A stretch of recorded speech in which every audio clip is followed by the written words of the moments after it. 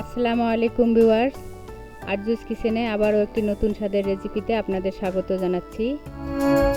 আজ আমি রুই মাছ দিয়ে করলা ও আলু রান্না করব। তো এই রেসিপিটি আমি আপনাদের সাথে শেয়ার করব। তাহলে চলুন রেসিপিটি শুরু করা যাক। এখানে আমি মাছের পিসগুলো ভালো মতো ধুয়ে পরিষ্কার করে নিয়েছি। দুইটি করলা আমি এখানে এরকম লম্বা লম্বা করে কেটে নিয়েছি, আর একই রকম করে দুইটি আলু আমি কেটে নিয়েছি। প্রথমে আমি মাছগুলো রান্না করে নেব। সেজন্য চুলায় একটি প্যান বসিয়ে এর মধ্যে আমি তেল দিয়ে দিচ্ছি। তেল একটু গরম হলে আমি এখানে 1 কাপ পরিমাণ পেঁয়াজ দিয়ে দিলাম।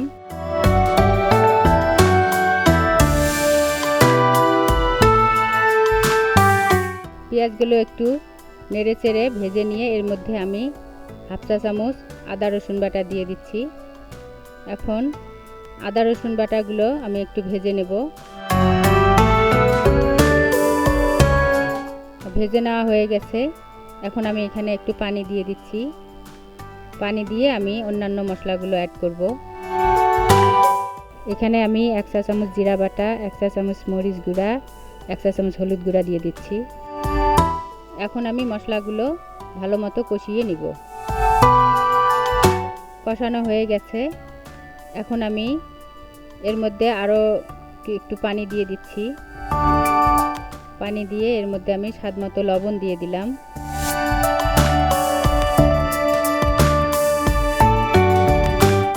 লবণ দিয়ে আরও কিছুক্ষণ নেড়ে চেড়ে আমি এর মধ্যে মাছগুলো দিয়ে দিচ্ছি।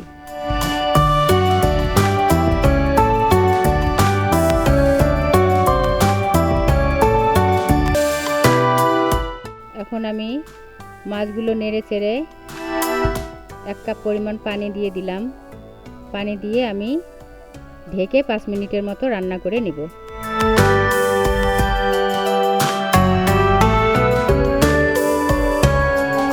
ফিরে এলাম 5 মিনিট পর। মাছগুলো আমার রান্না হয়ে গেছে। এখন আমি এগুলো উঠিয়ে নেব।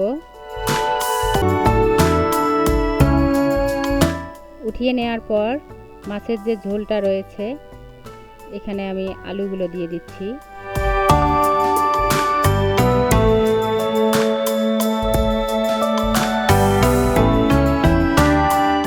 আলুগুলো কিছুক্ষণ নাড়াচাড়ার পর আমি এখানে লবণ দিয়ে দিচ্ছি, কারণ মাছের মধ্যে আমি মাছের পরিমাণেই লবণ দিয়েছিলাম।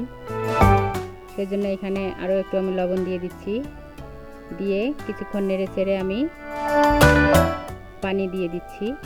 এখন কিছুক্ষণের জন্য ঢেকে দিচ্ছি।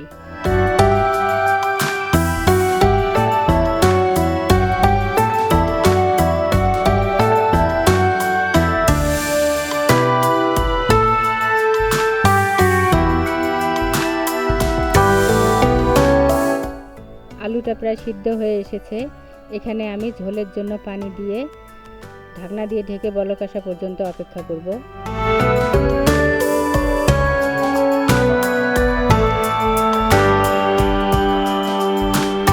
পানির বলক চলে এসেছে।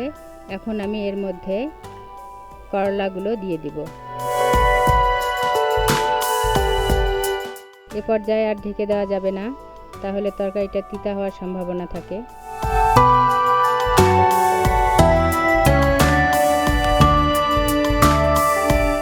করলা দেওয়ার পর একটু নেড়ে চেড়ে আমি মাছগুলো দিয়ে দিচ্ছি।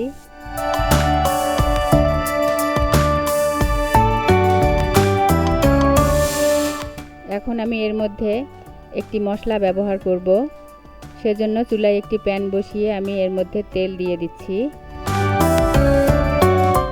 এখন এই তেলের মধ্যে 2টি তেজপাতা, 4টি শুকনা মরিচ, কয়েকটি রসুনের কোয়া, 1 টেবিল চামচ পরিমাণ পেঁয়াজ কুচি দিয়ে দিলাম।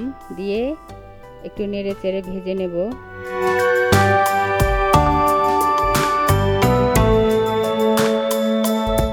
ভেজে নেওয়ার পরে এখানে আমি 1 চামচ পরিমাণ জিরা দিয়ে দিচ্ছি।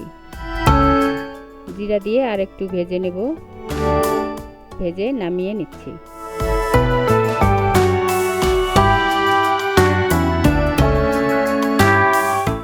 এখন আমি ভাজা মশলাগুলো পাটায় ভালো মতো বেটে নেব। বেটে নেওয়ার পর এই যে এরকম হয়েছে, এখন আমি এই মশলাটা এখানে দিয়ে দিচ্ছি। দিয়ে ভালো মতো মিশিয়ে নিতে হবে। ভালো মতো নেড়ে চেড়ে মিশিয়ে নিচ্ছি। এই মশলাটা অবশ্যই দিবেন, দিলে এর টেস্ট অনেক ভালো হয়। রান্নাটা হয়ে এসেছে। এখন আমি এখানে কয়েকটি কাঁচামরিচ দিয়ে চুলার জাল বন্ধ করে দিচ্ছি।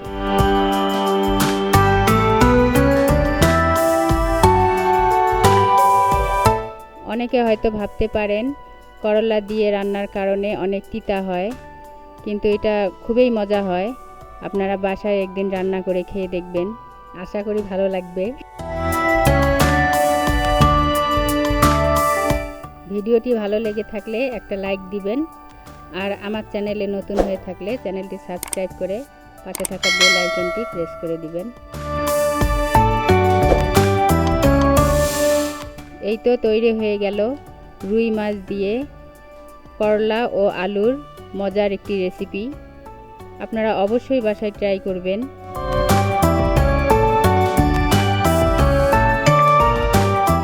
আজকের ভিডিওটি এ পর্যন্তই। দেখা হবে নতুন কোনো রেসিপি নিয়ে অন্য কোনো ভিডিওতে ইনশাআল্লাহ। সে পর্যন্ত সবাই ভালো থাকবেন। আল্লাহ হাফেজ।